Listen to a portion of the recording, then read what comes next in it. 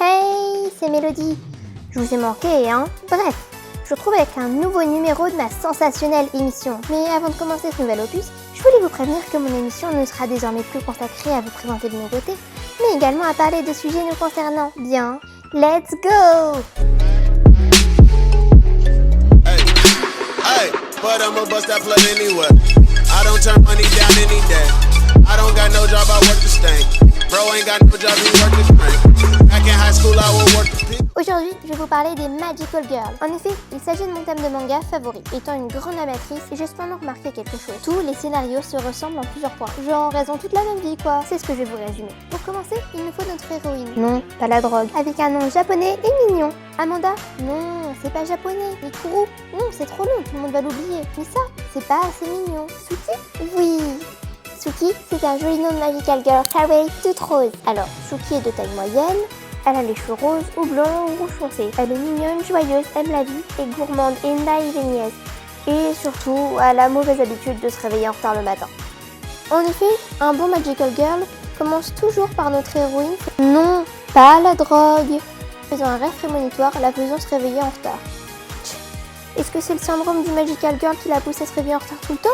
Genre, si t'as pas ta panne d'oreiller, tu restes une mouche-tôt? Bref, la Magical Girl nous fait ses couettes, enfile son uniforme de sailor et part en courant sa tartine à la bouche. Elle se vautre 2-3 fois et rencontre un animal mignon qui ressemble à une peluche, qui parle, mais ça surprend personne. Suki lui tape la discute et puis « Oh mince, mais c'est vrai, tiens, je suis en retard !» Elle reprend sa course et arrive en retard, bla bla bla. Le soir, elle rentre chez elle, mais « Oh, tiens, mais c'est la peluche. Et pourquoi une créature répugnante attaque cette peluche? Allons l'aider. Oh mince, on a oublié qu'on a 12 ans et qu'on sait juste faire du poney. » Et puis là, la peluche rose te donne une merde en plastique rose qui fait des paillettes et qui te transforme en Magical Girl dans un univers parallèle. Et j'ai jamais rien compris où elles allaient quand elles se transforment. Enfin bref. Puis la voilà toute vêtue de roses, de dentelles et de petits nœuds. Mais franchement, en quoi s'habiller en rose va nous aider à combattre le monstre?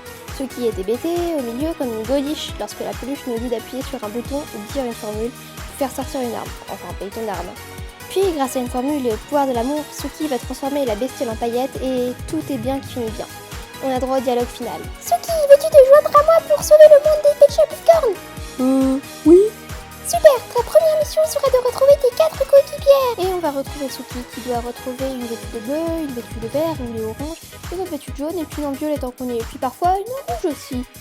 Bon, bien, c'est fini pour cet épisode. Merci d'avoir regardé. Kiss. First, let me hop out the motherfucking Porsche. I don't want it if that ass don't sit like a horse. I been ballin' on these niggas, got me feeling like sports. Yeah, it's got so much wood, I could build me a fort. Ain't too many things I ain't.